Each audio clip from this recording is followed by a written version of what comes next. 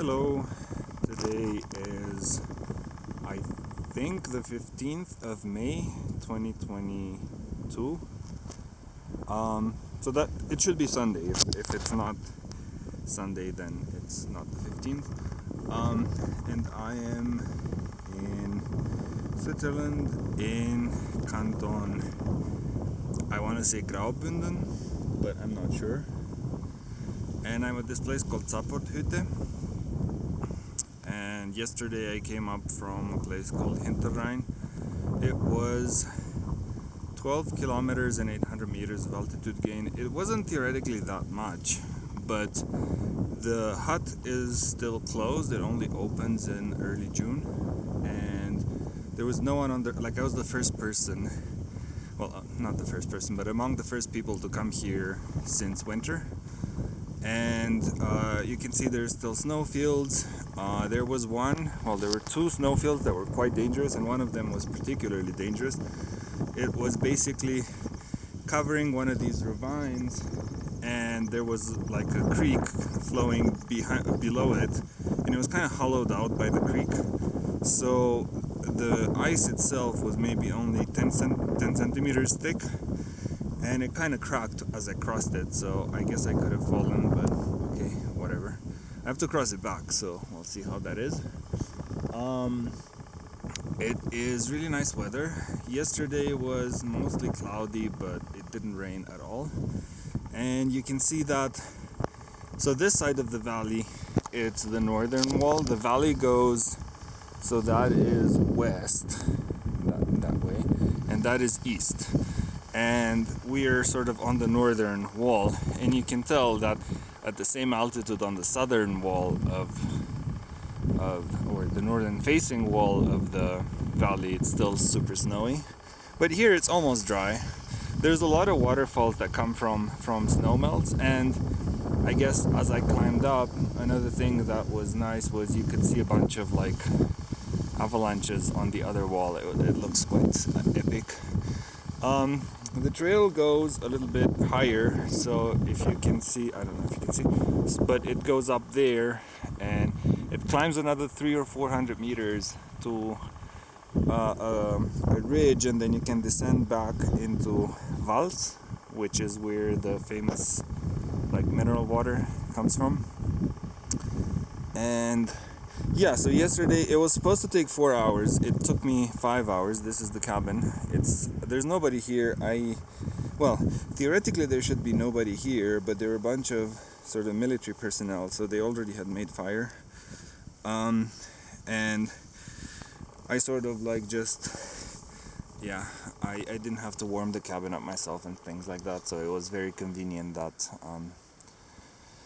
I could just sort of like start cooking, because I brought some potatoes to fry up and stuff like that.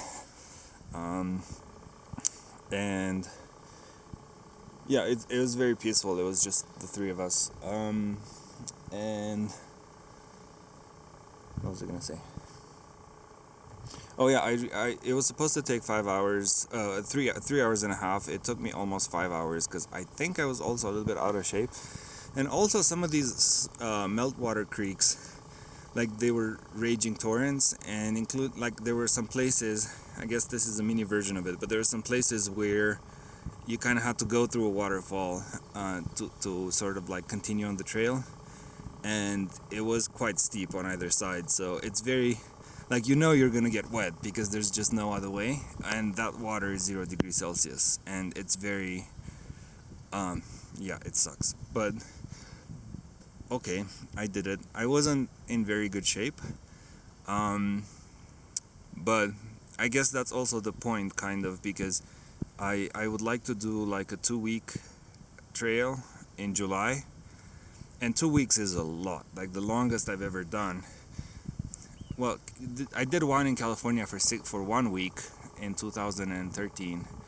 And then I did another one in Sweden for 10 days, and so 2 weeks is going to be the next step, and it's 220 kilometers, and cumulatively there's about 18 kilometers of altitude difference, so it's going to be pretty hardcore.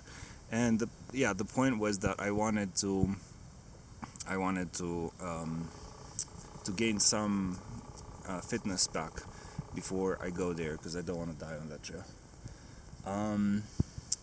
Yeah, so I still have 2 months. I'm rowing every other day, and then I want to do hikes on weekends to get back into the mood of hiking.